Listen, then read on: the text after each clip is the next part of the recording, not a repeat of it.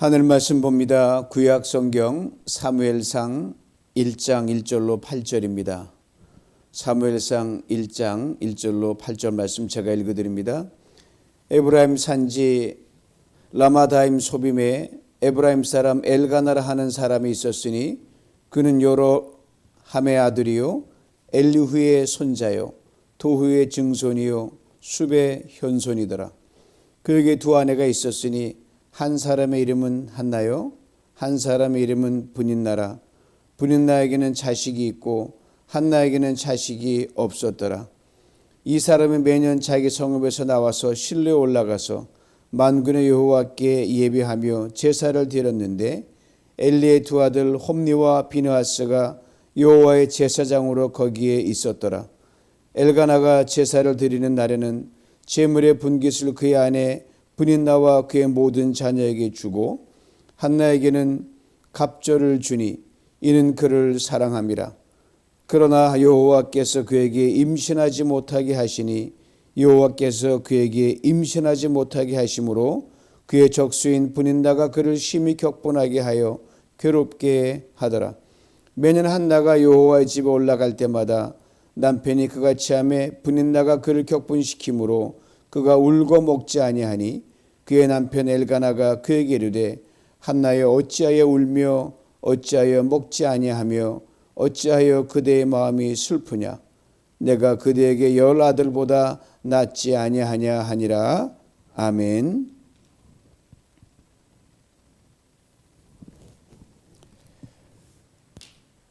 변방에서 왕의 시대가 열리다, 이런 제목으로 이 새벽에 주어진 말씀을 가지고 하나님 은혜를 상고하고자 합니다. 내 시작은 미약하였으나 나중은 창대하리라. 우리 모두의 귀에 익숙한 구약성경 욥기라는 책에 나오는 말씀입니다. 그런데 이 구절은 그렇게 달갑지만은 않습니다.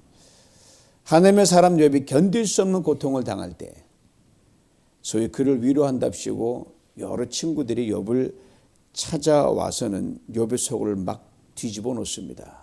가만둬도 힘든데 막 뒤집어 놓습니다. 그때 뒤집어 놓은 친구 중에 한 사람이 빌닷인데 빌닷이 한 말이 바로 이 말입니다. 과거 자신도 욥에게 엄청난 신세를 졌거든요. 도움을 받았거든요. 근데 고난당한 욥의 처지를 보니까 완전히 무너져 그라운드 제로에서 지하실을 파고 있었어요. 그걸 보고 빌닷이 한 말입니다. 앞뒤 문맥을 다 잘라내면 굉장히 누구나 테이크아웃 해가지고 아무데나 붙여놓을 수 있어요. 그래서 축복문으로 생각 없이 가게 벽에 걸어놓는 경우가 있는데 그게 바람직하지 않습니다. 알고 쓰면 모르겠는데 남의 불행 앞에서 비아냥거리고 비판하기 위해 빈정되는 말로 쓰인 것이 바로 이 말입니다. 그런데 이 말을 하나님께서 욥에게 직접 하셨다면 어떻게 될까요? 축복의 말입니다. 그리고 욥의 친구 빌닷이 욥을 비난하면서 빈정되듯 내던진 이 말의 진위만큼 말은 중성이거든요. 누가 하냐에 따라 저주가 되고 축복이 되고 달라지니까 그 진위만큼은 우리 인간 실존에게 기가 막히게 적용이 됩니다. 내 시작은 미약하다고 했습니다. 맞죠? 우리 인간 아무것도 아닌 0점의 존재들입니다. 그라운드 제로예요. 이것을 하나님은 아담에게 이렇게 직접 말씀하셨어요. 너는 흙이니 흙으로 돌아가라. 저를 포함해 이 땅을 살아가는 모든 인간의 시작 언제나 0점입니다. 그라운드 제로입니다. 다만 삶의 과정 살아감에 있어서 하나님의 은혜로 크게 되기도 하고 유명하기도 하고 부자가 되기도 하고 사람들의 관심을 받기도 할 뿐입니다. 그저 은혜죠. 내가 잘나서 그런 게 아니니까. 그러나 언제나 우리의 시작이 아무것도 아닌 0점, 미약한 존재에 불과하다는 것을, 이것을 기억하는 겸허함이 우리에게 늘 있어야 할 줄 압니다. 이것을 가장 분명히 일깨워주는 말씀이 신명기 7장 7절인데 하나님께 이스라엘 민족을 불러내서 내가 너희 민족을 왜 불렀는지 아냐? 라고 하는 것을 모세를 통해 일깨워 주셨어요. 여호와께서 너희를 기뻐하시고 너희를 택하시면 너희가 다른 민족보다 수요가 많기 때문이 아니니라. 너희는 오히려 모든 민족 중에 가장 적다. 그러니까 별 볼 일 없어서 참 수혜, 나 아니면 너를 누가 사랑해 주냐. 세상은 내놔도 세상 멸시하는데 그래서 내가 너를 택했다는 거예요. 그렇습니다. 민족도 개인도 사회도 하나님 앞에서는 아무것도 아닌 수혜 칠 만한 가치가 없는 그런 존재들일 뿐입니다. 오늘 우리들이 상대적으로 나은 상태에 있다는 것, 아무것도 아닌 우리들이 하나님의 은혜로 그렇게 된 것뿐입니다. 나라도 마찬가지입니다. 오늘 설교 제목처럼 변방, 즉 아무도 주목하지 않는 그곳에서 하나님께서 우리를 불러내셔서 때로 왕 같은 존재로 삼아 주셨을 뿐입니다. 기이한 은혜죠. 예수 그리스도 안에서 우리 모두는 베드로 사도의 고백처럼 왕 같은 제사장들입니다. 맞아요. 그러나 동시에 아무도 주목해 주지 않는 변방의 존재들입니다. 아시는 대로 그래서 하성경 하나님께서 이스라엘 백성의 광야에 나왔을 때 너희가 애굽의 종되었던 그 모습을 기억하라고 오늘 말씀하셨거든요. 오늘 보면 사무엘상을 여는 시작입니다. 사무엘상 이어지는 사무엘하의 두 권의 책은요, 아무것도 아닌 작은 이스라엘 나라의 왕정 시대에 대한 기록을 담고 있습니다. 그것도 그냥 평범한 왕들이 아니라 초대 왕 사울, 처음에 걸출했죠. 그리고 이스라엘 민족의 영원한 왕으로 추앙받는 이대 왕 다윗에 대한 이야기입니다. 바로 왕들 이야기를 담는 사무엘서의 시작이 우리가 변방의 존재들이라는 것을 아주 분명히 먼저 일깨워주고 들어갑니다. 그리고 이 땅의 모든 나라들이 변방의 나라들이라는 것도 동시에 내포합니다. 그렇지만 하나님은 당신의 일의 시작을요, 언제나 변방에서 열어 가십니다. 우주를 여실 때도 그리하셨고요, 하늘과 땅을 지으실 때도 그리하셨습니다. 이에 대해 창세기 1장은 이렇게 분명하게 말해줍니다. 태초에 하나님이 천지를 창조하시니라. 이 창조란 단어가요, 하나님에 대해서만 사용되는 단어인데 무에서 유를 창조해내는 하나님의 창조 행위를 말합니다. 하나님 다 만들어 놓으신 인간이 거기서 발견해 나가고 개발시킬 뿐이에요. 하나님만이 아무것 없는 것에서 뭘 만들어내십니다. 그것도 아주 캄캄한 우주 아니었습니까? 아무것도 없는 것, 거대한 우주 공간에 하나님께서 오늘 우리가 보고 있는 참으로 놀랍고 신비한 우주와 생명의 세계를 창조하셨습니다. 저는 이따금씩 이 동네 밖에 나가서 밤에 하늘을 보면 별이 쫙 쏟아질 때 보면 제가 육안으로도요, 하늘의 그 은하수 저쪽이요, 이게 아직도 완성되지 않게 움직이는 별의 군단을 제가 볼 때가 있습니다. 너무 기이합니다. 이 하나님께서요, 아브라함이 100세 되던 해에 아들을 주셨습니다. 100세면 다 태가 끊기고 자녀는 나올 수 없잖아요. 아들을 주셨어요. 창조 하나님이시니까. 그리고 훗날 바울은 이 하나님에 대해 이렇게 설명합니다. 없는 것을 있는 것처럼 부르시는 하나님. 그래서 우리는 바랄 수 없는 중에 바랄 수 있다라고 했습니다. 그렇습니다. 하나님은 무에서 유를 창조해내십니다. 아무것도 아닌 존재를 때로는 탁월한 존재로 비적하십니다. 변방의 소리를 불러내어 당신의 뜻을 이루고 영광을 나타내는 탁월한 존재로 민족으로 비적하십니다. 이 하나님께서 오늘 본문에서 사사기라는 극한 혼돈과 암흑의 시대를 거쳐 이제 더 이상 소망이 없는 민족, 소망이 없는 지파들로 완전히 전락해버린 이스라엘을 다시 불러내십니다. 참 하나님 기이하신 분이에요. 그리고 이들을 번듯한 왕정국가로 발돋움하게 하려고 하십니다. 여기서 오늘 본문 시작은 이렇게 설명합니다. 1절을 봅니다. 에브라임 산지 라마다임 소빔에 에브라임 사람 엘가나라는 사람이 있었으니 그는 여로함의 아들이요 엘리후의 손자요 도후의 증손이요 숲의 현손이더라. 시작이 아주 밋밋해요. 성경 족보 얘기가 많이 나오는데 이것처럼 밋밋한 족보 없어요. 여러 사람 이름이 등장하는데 존재감이 없는 이름들 뿐이에요. 뭐 동명이인일 수는 있지만 뭐 듣도 보지 못한 그런 이름을 불러내 쓴 거예요. 그리고 이 존재감이 없는 이름들 사이에 오늘 본문의 주인공격처럼 보이는 사람이 들어있습니다. 바로 사무엘 선지자의 아버지 엘가나라는 사람입니다. 그리고 그의 출신지를 이렇게 밝혀줍니다. 에브라임 산지 라마다임 소빔. 라마다임 소빔. 엘가나의 고향인데 발음하기도 참 힘듭니다. 그런데 그의 고향에 속해 있는 행정구역은 우리 교회에 매우 익숙합니다. 에브라임이에요. 요셉이 애굽에서 난 아들이 둘이 있었는데 장남이 므낫세요. 차남이 에브라임입니다. 하론 요셉이 극심한 기근을 피해서 애굽으로 피신해 내려온 피신해 내려온 그 아버지 야곱에게 손자들을 데리고 왔어요. 할아버지 야곱 앞에 무릎을 꿇고 앉아 있는데 야곱이 손을 어긋해가지고 이렇게 축복을 해주는데 오른손은 차남인 에브라임 머리 위에다 왼손은 장자인 므낫세 위에 딱 올려놓고 하니까 영 요셉이 못마땅한 거예요. 그래서 바꿔놓으려고 하는데 야곱이 나도 안다 그러는 거예요. 그러면서 차남인 아브라함에게 장자의 축복을 빌어줍니다. 결국 할아버지의 어긋난 축복으로 인해 이스라엘의 흑역사인 사사시대 말에 에브라임 지파는 바닥을 치는 수치와 부끄러움을 겪게 됩니다. 우상 숭배와 탐욕에 찌든 지파가 돼서 어두운 사사시대를 더 암울하게 만드는데 아주 1등 공신이 돼요. 나쁜 일에. 그리고 사무엘상의 시작과 사사기의 끝은 아주 밀접하게 연결됩니다. 그 말도 안 되는 끝에서 여니까 시작이 밋밋할 수밖에 없죠. 사사기 끝을 한번 보실까요?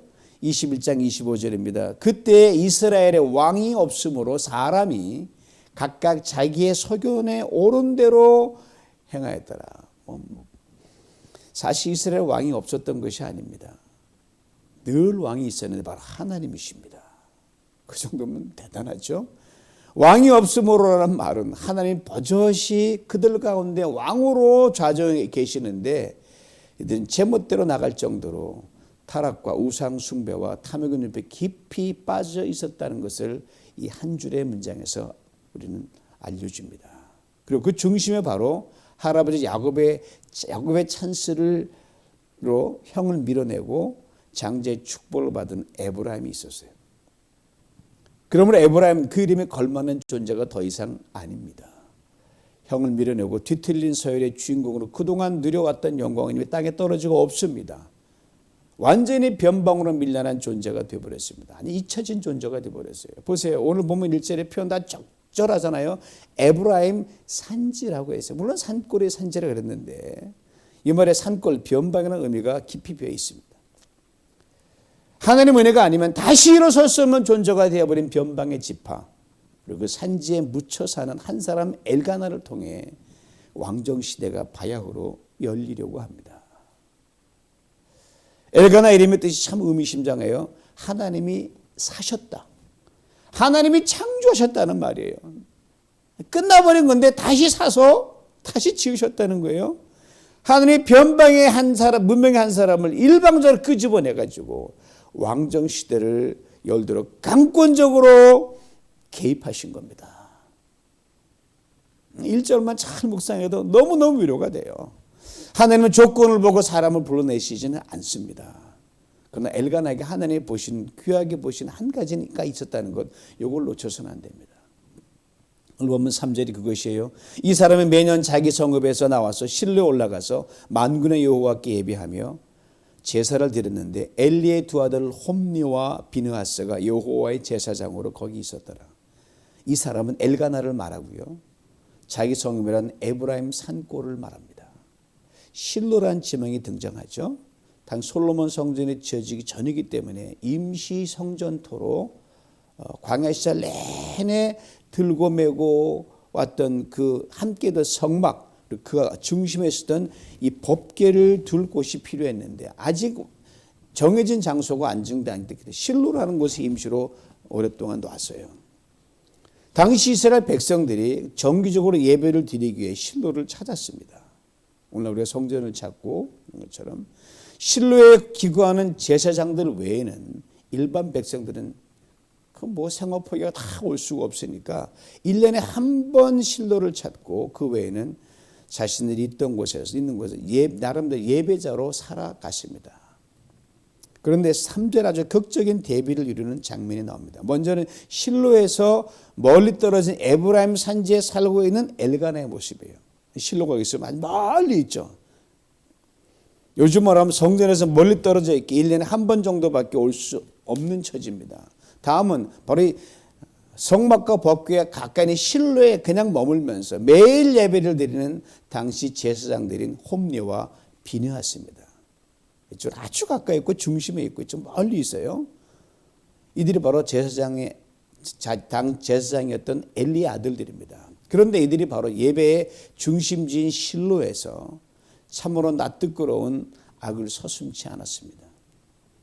결국은 엘리 제사장의 가문이 무너지는 결정적인 계기가 되었습니다.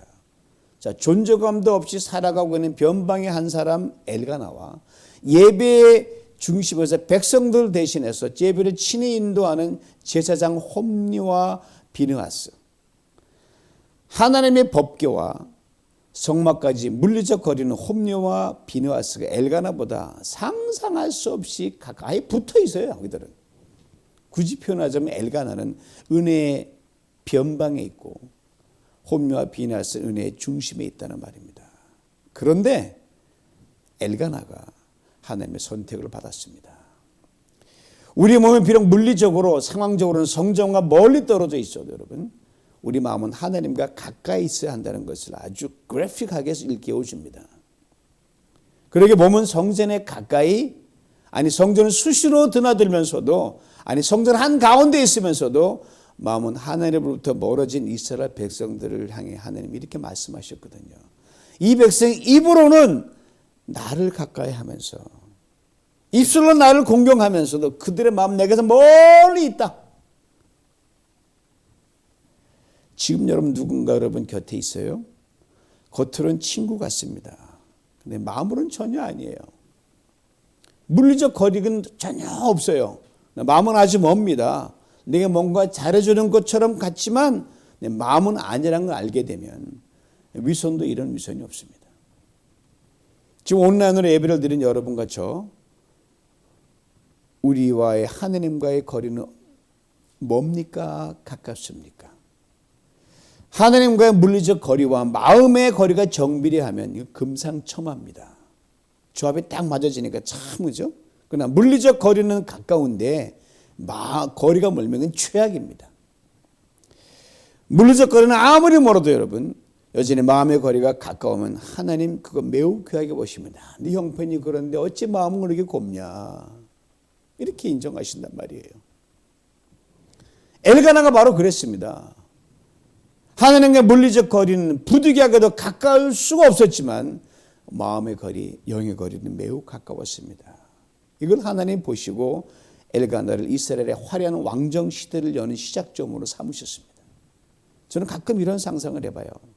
지금 그 당시 엘가나도 이제 왕정 시대 열리기 전에 나이 때문에 청판에 부르심 받았겠죠. 그때 엘가나가 하늘에서 그 옛날 다윗과 솔로몬이 이어지는 왕정실을 보면서 그때는 물론 지금 얼마나 감격하게 있을까.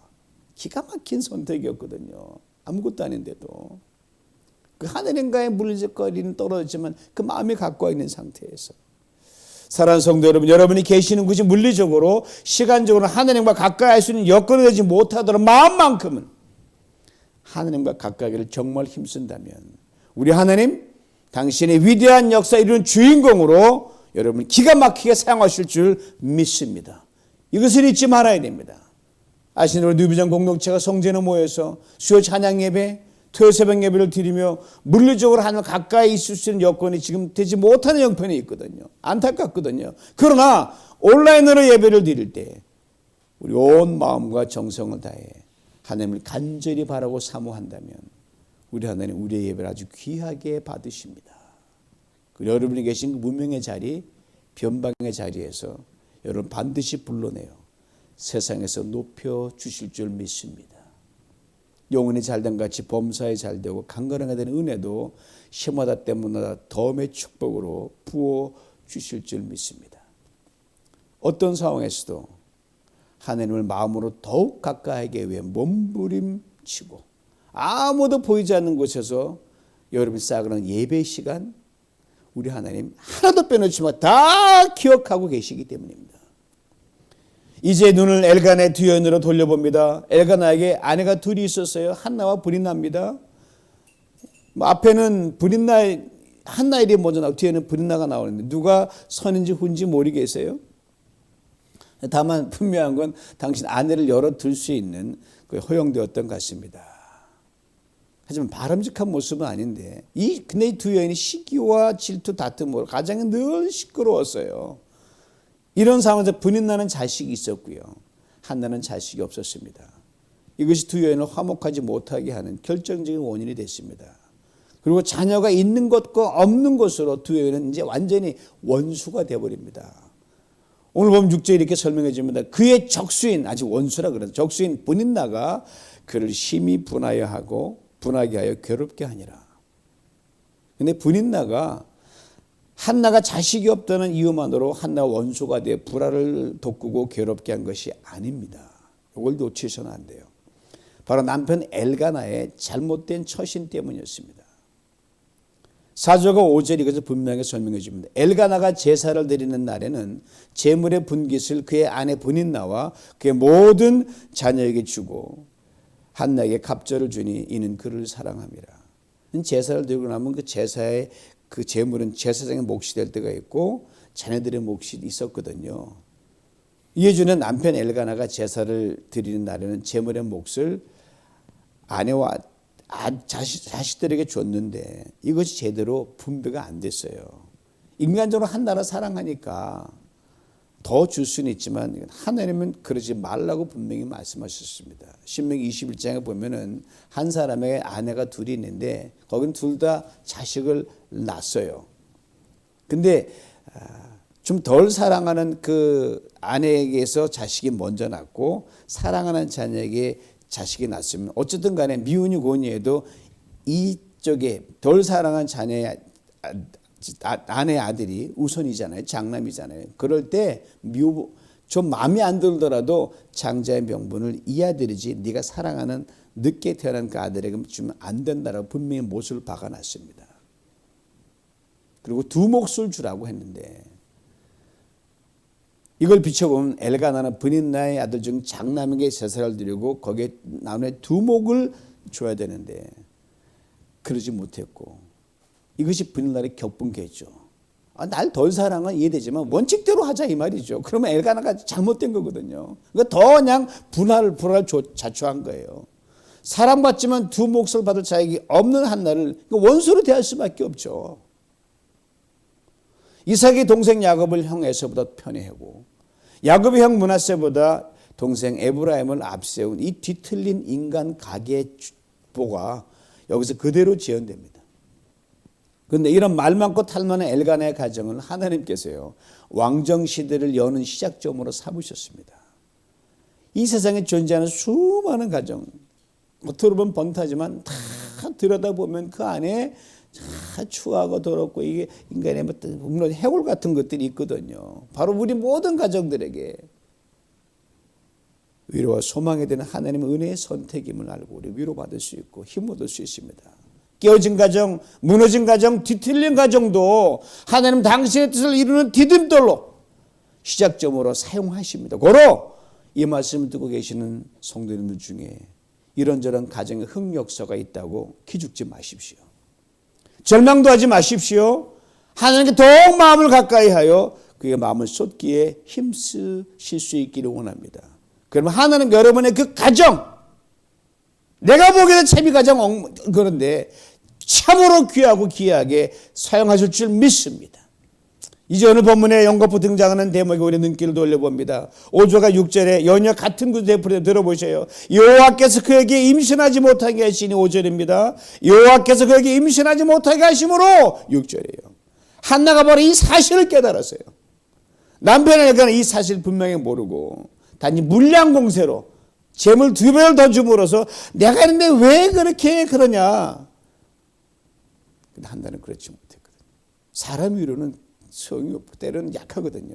한나가 자신에게 대문이 열리지 않은 것을 하나님께서 그렇게 하셨다고 여겼습니다. 다시 말해서 자신을 가장 힘들게 하고 눈물 짓게 하고 그로 인해 사람들의 차별과 냉대와 무시를 받게 하는 문제를 믿음의 관점에서 바라봤다는 거예요. 아하, 나의 문제는 하나님께로 오는 거구나. 하나님이 내게 주신 문제다. 이렇게 생각했어요.